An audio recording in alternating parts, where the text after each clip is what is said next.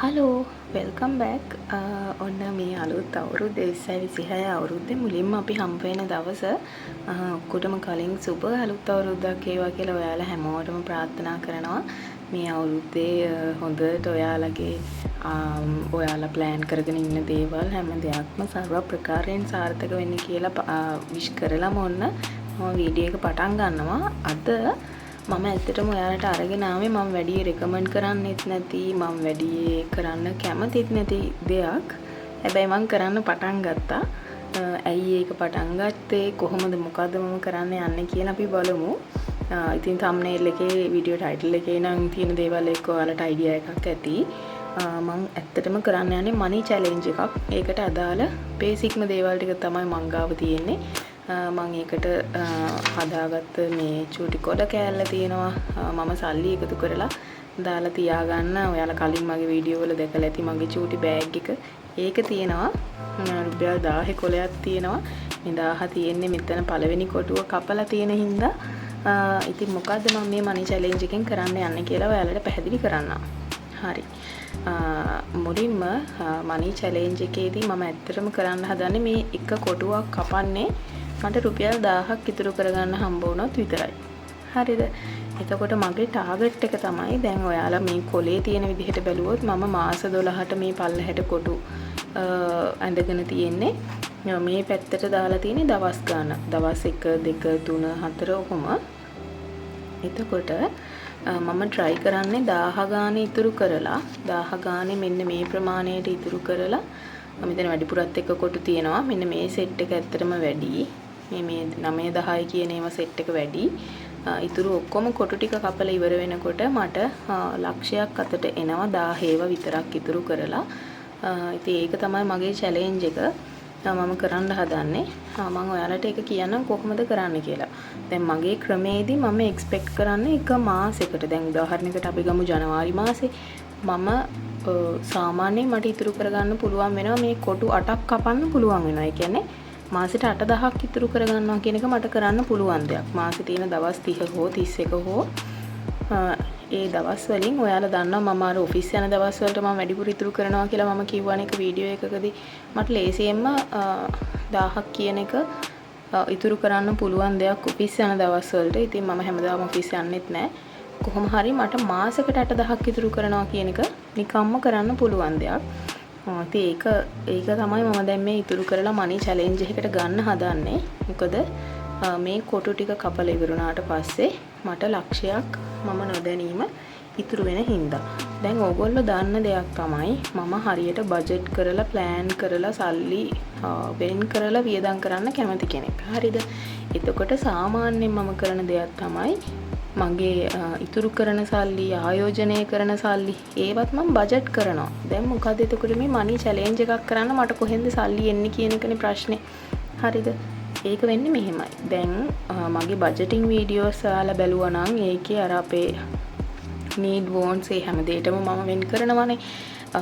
අර අත්‍යවශ්‍යම දේවල් වලට ඒ කියන්නේ කෑම බීම ඒ වගේ දේවල් වලට මම වෙන් කරන ගාන ඔෆිස් යන්න ඒ වගේ දේවල් වලට මාසෙට මම වෙන් කරන ගානේදී මම හරියට නූලට අවශ්‍ය කරන මුදලම නෙමෙයි එතනදී වෙන් කරන්නේ. චුට්ටක් වැඩිපුර තියලත් වෙන් කරනවා. මම හිතනවා ඔයාලා ගෙදර මුදල් පාලනය කරන අය නම් ඔයගොල්ලෝ එහෙම තමයි කරන්න කියලා. මොකද දැන් හිතන්නකෝ අපිට කෑම වලට මුළු මාසෙටම යනවා නම් 30000ක් අපි 35000ක් හරි අර ඒ වගේ චුට්ටක් වැඩිපුර ගාණක් එකට වෙන් කරලා තියන්න පුළුවන් කමක් තියෙනවා නම් වෙන් කරන්න බලනවානේ.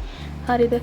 ඉතින් ඒක තමයි ඇත්තටම මම මේ ඇත්තට මගේ බජටින් වලදීත් මම කරන දෙයක් තමයි අදාළ ගාණ නූලට වෙන් කරන්නේ. පොඩි ගාණක හරි බෆර් එකක් තියෙනවා. මොකද හේතුව අපිට අපි එක මාසෙකදී වියදම් වලට කෑම වියදම් වලට යන්නේ 30000යි හරි. අපි ඇවරේජ් එකක් විදිහට අපි 30000යි කියන වැලියු එක හොයාගෙන තිබුණා වුණාට ඊට වඩා අඩු හෝ වැඩි වෙන්න පුළුවන් හින්දා. ඉතින් ඔතනින් තමයි මම ඇත්තටම මේ වැඩිපුර ඉතුරු කිරීමට යන්න හදන්නේ. ඉතින් ඒක තමයි මගේ පොයින්ට් එක. ඉතින් මම කලින් කිව්වා වගේ මම ඔෆිස් යන්නත් සල්ලි බජට් කරනවා. ඉතින් ඒ බජට් කරන ඔෆිස් යන කරන වෙන් කිරීම වලින් කෑම බීම වලට වෙන් කරන සල්ලි වලින් ඒ වයින් තමයි මේ චූටි ප්‍රමාණ එහෙ මෙහෙ කරලා ඉතුරු කරගන්න try කරන්නේ වෙනම මනි චැලෙන්ජ් එකකට. හරිද? එතකොට මම දැන් කියවනේ මම කොටු 8යි පුරවන්නේ කියලා. 8 වරක් 12 ගත්තාම එන්නේ අපිට 96ක්. හරිද? ඒ කියන්නේ 96000ක්. 96000 කියන්නේ ලක්ෂයට තව අපිට 4000යි අඩු. ඉතින් ඒකට තමයි මම මේ වැඩිපුර කොටු ටිකක් තියලා තියෙන්නේ. සමහර මාසවල මට පුළුවන් වුණොත් ඇත්තටම මම මේ වයින් කොටු 4ක් විතරයි දැන් මෙතන තියෙනවානේ. 12යි 24ක්ම මේ දවස් 24ක් කියලා තමයි අපිට මේක ගන්න පුළුවන්. දවස් 24ක්ම තියෙනවා. මේ දවස් 24න් දවස් 4ක විතරක් අපිට 1000 ගාන ඉතුරු කරොත් අනිවාර්යෙන් මට ලක්ෂය හම්බ වෙනවා. හරිද? එතකොට මේක බලන්න ඕනේ තව ක්‍රමයක් තමයි. දැන් මේ ජනවාරි මාසෙට දවස් 10ක් මම වෙන් කරගෙන තියෙනවා. දවස් 10න් මගේ ටාගට් එක දවස් 8ක් විතරයි. එක දවසක 1000ක් තව කවදා හරි දවසක හරිද මේ පළවෙනිද 1000ක් දෙවෙනිද 1000ක් එහෙම නෙමෙයි. එක මාසෙක තියෙන දවස් 30 හෝ 31 හෝ 28 හෝ 29 හෝ මොකක් හරි ඒ දවස් ගානෙන්ම මම දවස් 8ක විතරයි ඉතුරු කරන්නේ. හරිද? මේ මාසේ පුරාවටම දවස් ගානේ මම 10000 ඉතුරු කරන්නේ මට ඒක කරන්නත් බෑ.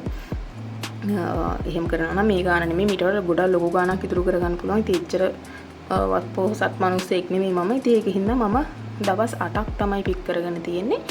ඉතින් මේ ඇඩිෂනලි මට තියෙන මම 9 10 කියලා දාලා තිනවා. මේ වයේත් මට ඉතුරු කරගන්න පුළුවන් නම් ලොකු දෙයක්. හැබැයි මේ වයින් මම මේ තියෙන 24 නොත් මම ටාගට් කරන්නේ කොයි හරි මාසෙක කොයි අවුරුද්දේ කොයි හරි මාසෙක දවස් 4ක් මට පික් කරගන්න පුළුවන් වුණොත් අනිවාර්යයෙන්ම මට මෙතනදී ලක්ෂ්‍ය හැදෙනවා. ඉතින් ඔන්න ජනවාරි මාසේ එක දවසක මම 1000 දාලා තිනවා. ඒ තමයි අද මම මේ රෙකෝඩ් කරන දවස වෙනකොට ජනවාරි 2 වෙනිදා. ඉතින් ඔන්න 2 වෙනිදා මම දැම්මා රුපියල් 1000 පළවෙනි 1000. ඒකට තමයි මේ කොටුව කපලා තියෙන්නේ. හරිද? ඉතින් ඒක මම දාන්නේ පෙට්ටි හද ඉන්නේ නෑ මම. මේකට දානවා. මොකද මට ඇත්තටම අර ඒකට ලොකුවට සූදානම් වෙන්න වෙලාවක් නැති හින්දා සහ මේකේ සල්ලි එක දාලා තියෙද්දි ඒක අර ඉක්මනට පිරෙනවනේ. මේක චූටීනේ. එතකොට දකිද්දිත් අහසයි සහ ඒක පොඩ්ඩක් පොඩි පෙළඹවීමේ ගතියක් තියෙනවා සල්ලි ඉතුරු කරන්න ආස හිතෙන ගතියක් මේකේ තියෙනවා. ඊට පස්සේ මම කියනම් ගොඩක් අය මේක කරන විදිහ මෙච්චරම මේ විදිහට නෙමෙයි එක එක විදි වලට තමන්ට පුළුවන් ගණන් මේ වගේ කොලවල ලියාගෙන කට්ටිය ඉතුරු කරනවා මම දැකලා තියෙනවා මනි බොක්සස් හදාගෙන ඒක හොඳ ක්‍රමයක් තමන්ට වැඩ කරන්න ඒ ක්‍රමේ නම් තමන් කරන්න ඕනේ ඒක හැබැයි දැන් මම වීඩියෝ එක පටන් ගද්දි කියවනේ මම එච්චර අකමැති ආස නැති ක්‍රමයක් මේක හැබැයි try කරලා බලන්න බැලුවා කියලා මම මේකට ආස නැත්තේ ඇයි කියලා මම දැන් කියන්නම් මේ ක්‍රමේදී දැන් බලන්න මගේ වීඩියෝ දැන් මේකෙදි මම ඇත්තට මෙතන 1000ක් දානවා. ගොඩක් අය මේ වගේ දාන්නේ පුංචි ගණන් රුපියල් 10 20 ඒ වගේ ගණනුත් දානවා. ඉතින් ඒක කමක් නැහැ. ඇත්තටම මනි බොක්ස් එකක් ඒ වගේ ගාණක් එක කරන එක කිසිම ප්‍රශ්නයක් නැහැ. ගොඩාක් පොඩි ගාණන්නේ 10 20 100 250 ඔය වගේ ගණන් ප්‍රශ්නයක් නැහැ. හැබැයි දැන් මෙතන මේ දාන 1000 ඔයා හිතන්නකෝ ඔයා බැංකු පොතේ දැම්මා කියලා. දැන් මම මේක අවුරුද්ද අවසාන වෙනකම්ම කරන්න හිතාගෙන ඉන්න මනි චැලෙන්ජ් එක ගන්න.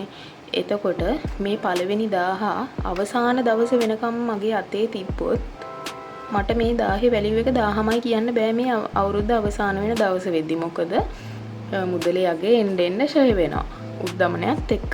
ඉතින් ඒකින්ද ඇත්තටම හරිනම් මම කරන්න ඕනේ දේ තමයි මේ ගාන ටිකක් සැලකිය යුතු ගාණක් වෙනකොටම ඒක අනිවාර්යයෙන්ම ගිහිලා බැංකුවේ දාන එක. හරිද? ඉතින් මම මේ චැලෙන්ජස් කරන්න අකමැති හේතුව තමයි ඒක. මොකද අතේ ගොඩාක් සල්ලි තියෙද්දි අපි නොදැනීම අපි හිතුවට අවුරුද්ද අන්තිම වෙනකොට අතේ ලක්ෂයක් තියෙනවා කියලා මේ වෙනකොට ඔයා ලක්ෂයකින් කරන්න පුළුවන් දේ ඔයාට කවදාවත් මෙන්න මේ දවස වෙද්දි කරන්න බෑ. එහෙම නැත්නම් මේ අවුරුද්දේ මැද දවසකදී ඔයාට ලක්ෂයකින් කරන්න පුළුවන්කම තිබුණ දේ අවුරුද්ද අවසානයේදී කරන්න බෑ. ඒ කියන්නේ සල්ලි වල වටිනාකම අඩු වෙනවා. කියන්නේ ලක්ෂ විදිහටම තිබුණා වුණාට ඒකෙන් ඔයාට ගන්න පුළුවන් බඩු ප්‍රමාණය හරි කරන්න පුළුවන් වැඩ ප්‍රමාණය හරි එන්න අඩු වෙලා යනවා.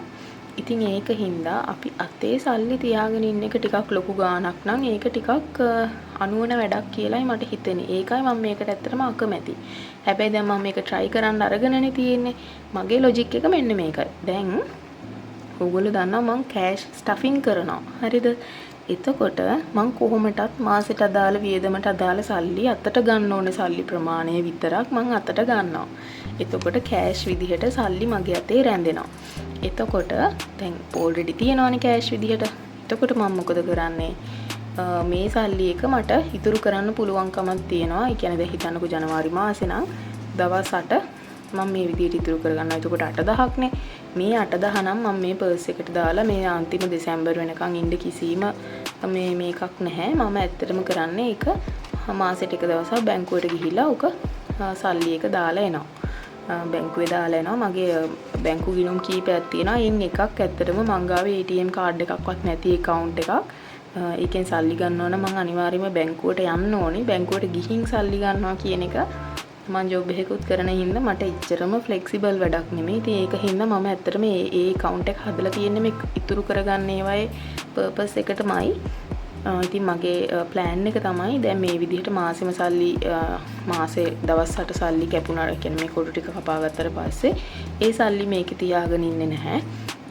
ඒක ගිහිල්ලා මම බැංක් account එකේ දානවා. එතකොට මේ දෙසැම්බර් වෙනකොට මේකට පොඩි හරි රුපියල් 100ක 200ක හරි පොලියක් හම්බ වෙලා තියෙනවානේ. ඉතින් ඒක හින්දා. ඉතින් මම ඔයාලට සජෙස්ට් කරනවා ඇත්තටම ඔයාලා චූටි ගණන් නම් ඉතුරු කරන්නේ. ඒක හැම වෙලාවෙම රුපියල් 100 200 නම් ඕක අපිට ගිහින් බැංකුව වලට දාන්න බෑ. ඒක ප්‍රැක්ටිකල් නෑ.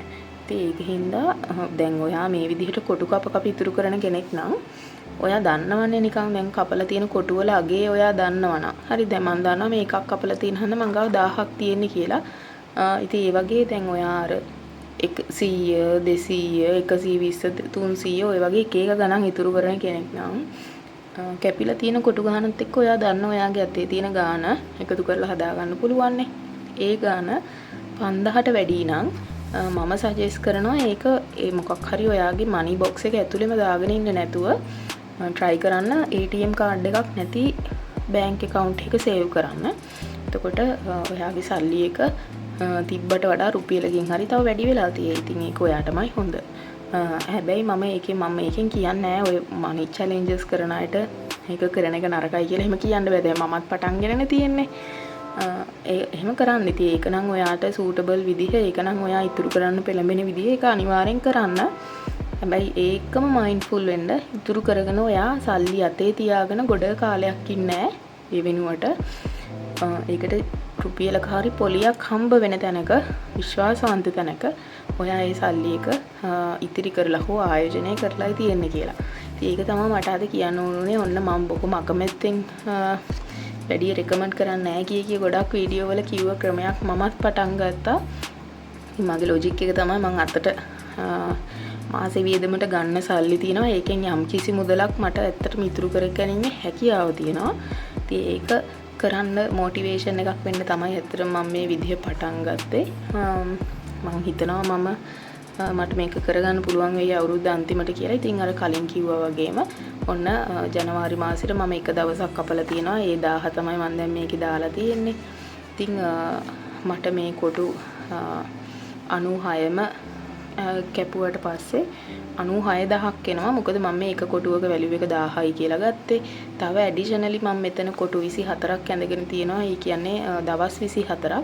මේ 2026 අවුරුද්ද ඇතුළත ඕනෑම දවස් 24කදී මට වැඩිපුර 1000ක් ඉතුරු කරගන්න පුළුවන් වුණොත් ඒ වගේවා දවස් 4ක් කපපු ගාම්ම දැන් 96000ක් තියෙනවානේ මේ කොටු ටික කැපුවාම අර 4ක් ආපු ගාම්ම මම ලක්ෂයක් ඉතුරු කරනවා.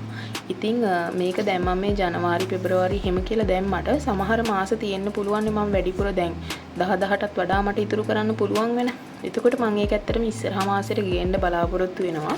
මම try කරනවා දෙසැම්බර් වලට කලින් මේක ඉවර කරගන්න පුළුවන්ද කියලා. හැබැයි ලොකුවට මේකට කියන්නේ අර මේකට ලොකු ටාගට් එකක් කරගෙන මේක ඕවර්හෙඩ් එකක් කරගන්න මම බලාපොරොත්තු වෙන්නේ නැහැ. මොකද හේතුව මම අර බජටින් වලදීම ඔයාලා දන්නවා මම ඉතුරුත් කරලා පටන් ගන්න. ඉතුරු කරන්නේ කියන්නේ යම් කිසි ගාණක් පඩියෙන් යම් percentage එකක් ඉතුරු කරනවා. ඉතින් එතන already මගේ savings තියෙනවා. මේක අර අමතර දෙයක් විදිහට මම කරන්නේ.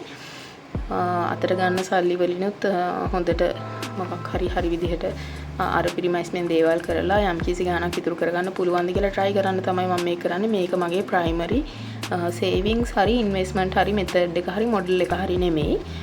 මේක නිකන් අර චූටි කාලේ අපි ආසයිනේ කොටු කප ඉතින් ඒක ඇත්තට මේක හොඳ motivation එකක් ගොඩක් අයට يعني මුකුත්ම කරන්න නැති ආයට එහෙම නැත්තම් ඒ වගේ අයට ඇත්තටම try කරන්න හොඳයි. ඇත්තට මේ වගේ ඒවායින් මම දැකලා තියෙනවා ගොඩක් අය තමන්ගේ අර පොඩි ණය පවා පියවගෙන තියෙනවා. ඒ වගේ ක්‍රමවලට පවා ගිහින් තියෙන. මොකද මොනවත්ම නොකර ඉන්නවට වඩා මොන හරි ක්‍රමයක් කරන එක තමයි වැදගත්කම තියෙන්නේ. ඉතින් මේ අවුරුද්දේ ඒක මොටිවේෂන් එකක් කරගෙන ඉතුරු කරන්න ආයෝජනය කරන්න, ඉතුරු කරලා නිකන් ඉන්න එපා. ආයෝජනය කරන්න, ඒ සල්ලි වැඩි වර්ධනය කරගන්න උත්සාහ කරන්න. ඔයාට කම්ෆර්ටබල් ඉන්වෙස්ට්මන්ට් මෙතඩ්ස් මොනවාද කියන එක හොයන්න, හිතන්න. ඒ වගේ ඒවා ගැන කතා වෙන Facebook groups ඕන තරම් තියෙනවා. ඉන්ටර්නෙට් එකේ තව ඔයාලට හොඳට රිසෝසස් හොයාගන්න පුළුවන්. ඒවා try out කරලා බලන්න කියලා ආදරෙන් ඉල්ලන ගමන් ආද වීඩියෝ එකේ මම සමු ගන්නවා.